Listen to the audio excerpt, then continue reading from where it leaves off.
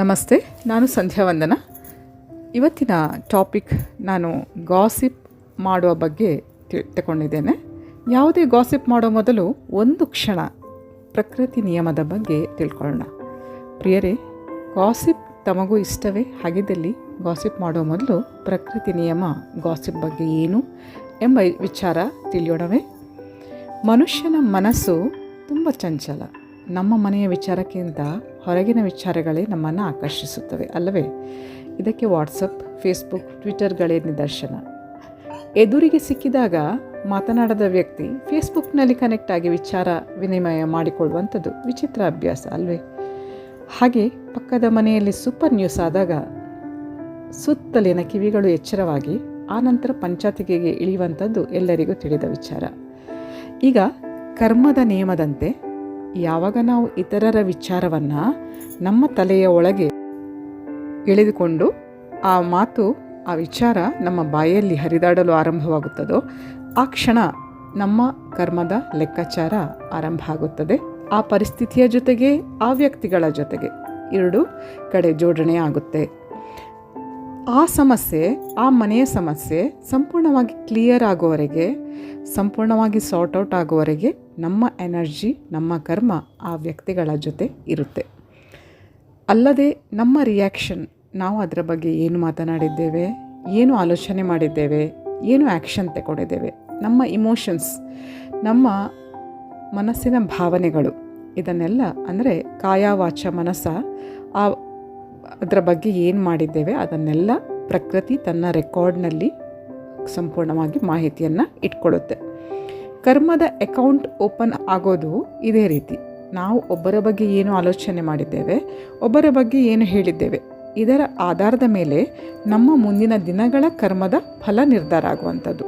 ಹಾಗೆ ನಾವು ಗುಂಪಾಗಿ ಮಾತನಾಡಿದ ವಿಚಾರ ಒಂದು ವೇಳೆ ಸತ್ಯಕ್ಕೆ ದೂರವಾಗಿದ್ದಲ್ಲಿ, ಅಂದರೆ ಸುಳ್ಳು ಸುದ್ದಿಯಾಗಿದ್ದಲ್ಲಿ ಅದರ ಪರಿಣಾಮ ಕೂಡ ಎದುರಿಸಬೇಕಾಗುತ್ತೆ.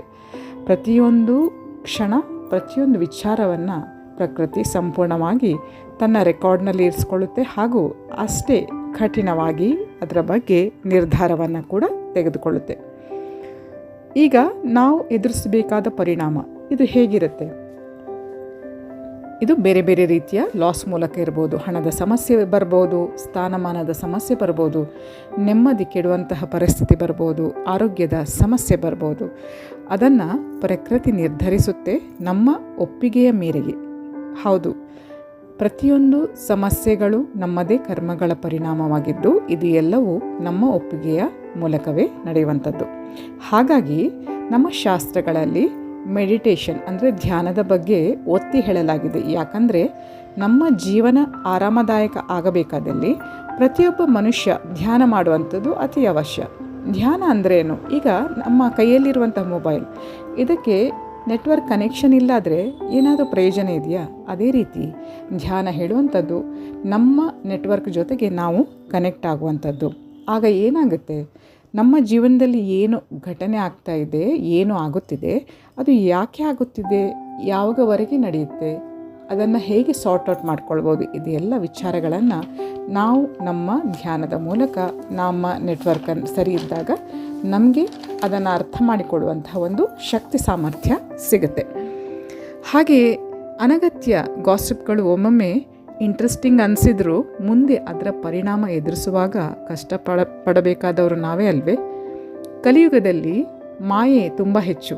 ಕಣ್ಣಿಗೆ ಕಂಡದ್ದು, ಕಿವಿಗೆ ಕೇಳಿದ್ದು ಸತ್ಯ ಅಲ್ಲದೇ ಇರಬಹುದು. ಆದರೆ ಗಾಸಿಪ್ಗೆ ಸೇರುವ ಮೊದಲು ಸ್ವಲ್ಪ ಜಾಗ್ರತೆಯಿಂದ ಮುಂದೆ ಹೆಜ್ಜೆ ಇರಿಸುವುದು ಉತ್ತಮ ಅಲ್ವೇ? ಮೈ ಡಿಯರ್ ಫ್ರೆಂಡ್ಸ್, ಇವತ್ತಿಗಿಷ್ಟೇ. ಇನ್ನು ಹೊಸ ವಿಚಾರದೊಂದಿಗೆ ತಮ್ಮನ್ನು ಮತ್ತೆ ಭೇಟಿಯಾಗ್ತೇನೆ. ಅಲ್ಲಿವರೆಗೆ ಧನ್ಯವಾದಗಳು. Please take care. Have a good day. ಜೈ ಶಿವಶಕ್ತಿ, ಜೈ ಮಾ ಕಾಳಿ, ಜೈ ಶ್ರೀಕೃಷ್ಣ.